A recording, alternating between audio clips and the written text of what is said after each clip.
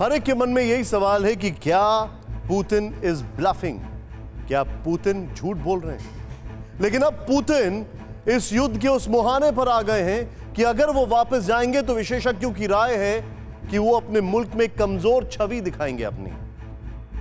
तो पुतिन करेंगे क्या?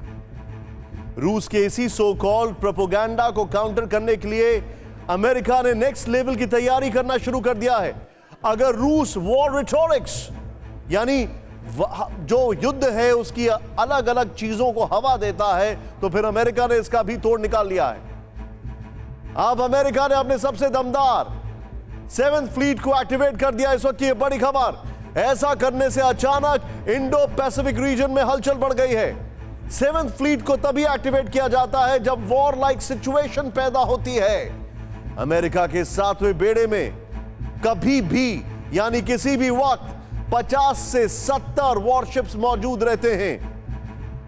यूएस के 7वें बेड़े में 150 एयरक्राफ्ट, इसमें अटैक हेलीकॉप्टर्स के सामने F-35 जैसे एडवांस फाइटर जेट्स हैं। अमेरिका के 20,000 सेलर्स और मरीन्स यूएस 7th फ्लीट की सुरक्षा में तैनात रहते हैं।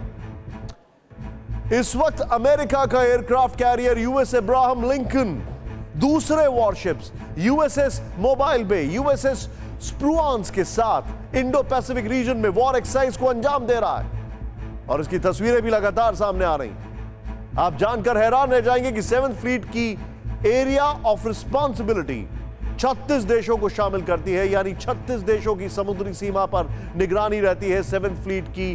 Philippines, New Zealand, Australia, south Korea, Japan, Thailand और उसके साथ म्यूचुअल डिफेंस ट्रीटीज हैं। अमेरिका का सबसे बड़ा जंगी बेड़ा 124 मिलियन वर्ग किलोमीटर समुद्री इलाके को कवर करता है। इसका दूसरा मतलब यह है कि दुनिया की आधी आबादी 350 करोड़ से ज्यादा लोग 7th फ्लीट के एरिया ऑफ रिस्पांसिबिलिटी के दायरे में रहते हैं। अब सवाल उठता है कि आखिर प्रोपेगेंडा कौन कर रहा है, रूस या अमेरिका? आखिर रूस यूक्रेन के युद्ध में अमेरिका का इंटरेस्ट क्या है, इसका विश्लेषण हम आगे करेंगे। पहले देखिए कि यूक्रेन बॉर्डर से लेकर पूरे यूरोप तक अमेरिका ने कैसे जंगी हथियारों का होड़ लगा दिया।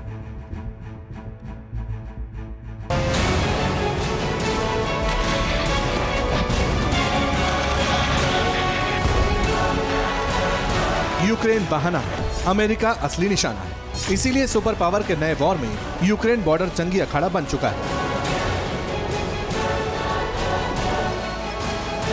जहां रशिया ने बारूद का अंबार लगा दिया, सबसे बड़े जंगी हथियार S-400 और सुपरसोनिक मिसाइलें तैनात कर दी।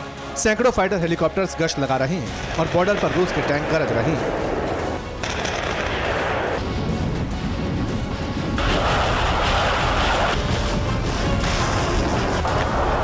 दूसरी ओर रूस के S-400 anti missile defence system का मुकाबला करने के लिए अमेरिका ने अपने मिसाइल डिफेंस सिस्टम THAAD को यूक्रेन की सीमा के पास भेजा है।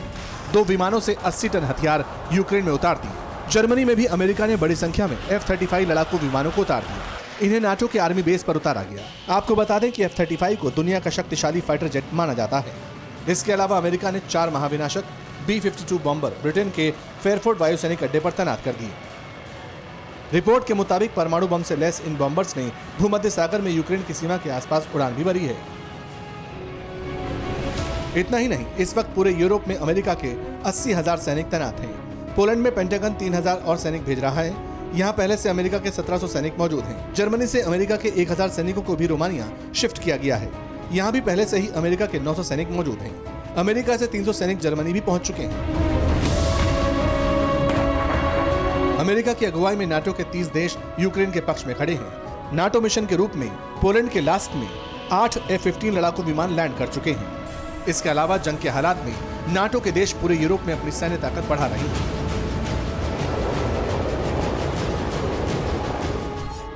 नाटो की तैनाती के रूप में ब्रिटेन एस्टोनिया में अपने सैनिक दोगुना कर रहा है। टैंक और बख्तरबंद सैन्य वाहनों की संख्या बढ़ा रहा है। नाटो के सदस्य देश डेनमार्क ने अपने लड़ाकू नौसैनिक जहाज और F-16 फाइटर जेट को लिथुआनिया भेज दिया है। स्पेन भी अपने वॉरशिप बाल्टिक सागर में भेज रहा है। स्पेन और फ्रांस अपने लड़ाकू विमान और सैनिक बुल्गारिया भेजने की तैयारी में है। नीदरलैंड्स ने भी अपनी फौज और नौसेना को स्टैंड बाई मोड में रखा है।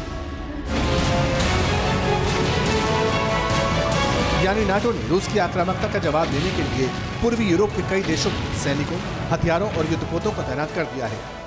और ये सब कुछ अमेरिका की अगुवाई में हो रहा है।